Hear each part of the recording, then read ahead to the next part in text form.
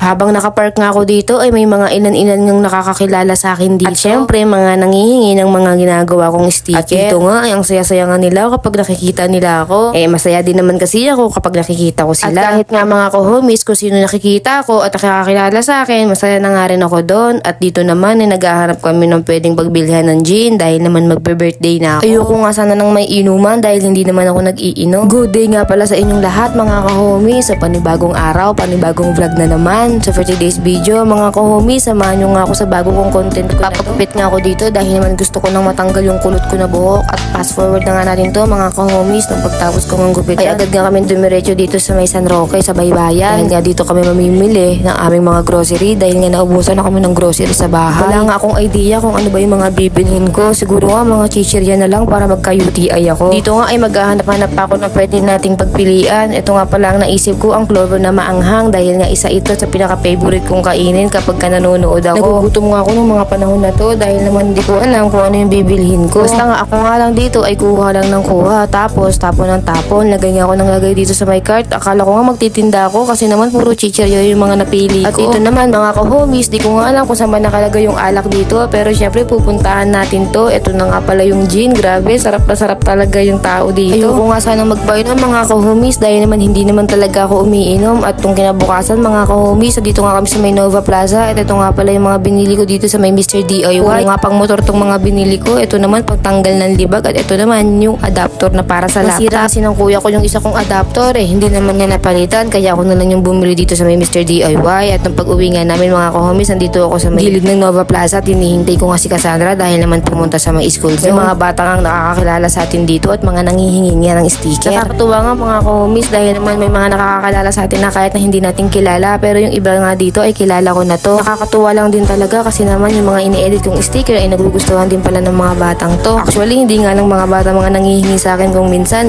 nga may mga tatay pa. Mga ka-homies, nagmamotor ako, may mga nanghihingi ng sticker tapos sasabihin ko balik na lang ako o kaya pagdaan ko na lang ulit. Pero kapag dadaan ako wala na sila doon. Sana nga paggawa pa nga ako ng mas marami pang sticker kaya para naman mas marami pa akong mabigyan. Yung mga iba kapag ka hindi ko na sila nabibigyan dahil naman na hindi na sila nakakaabot sa sticker ko ay nalulungkot sila. At syempre nalulungkot din ako dahil hindi ko sila nabigyan ng sticker na para sa kanila. At ito nga daw mga ka-homies, palagi nga daw niyang napapanood yung vlog ko kaya naman nagpa-video siya dito. At ito naman mga ka-homies, palagi nga ako nitong binabati kapag ka nakikita ako. Ang babayad nga nila mga ka-homies, ang approachable din kaya naman ang saya-saya ko rin dito ng mga araw na to at natutuwa ako dahil naman nakikipag-cooperate din sila sa video. Nakakatuwa din mga ka-homies dahil naman gusto nilang sumama sa video at kahit na nahihiya sila ay nagpapa-video din talaga sila. Medyo may mga ilan-ilan lang talagang makukulit dito na kapag binigyan mo sila ng sticker gusto may isa pa. Pero syempre bibigyan din natin sila, baka naman sabihin nila ang damot natin. Papel lang din naman to mga ka-homies kaya nagbibigay talaga ako ng kahit ilan. So ayun lang mga ka-homies, maraming salamat sa pagsama.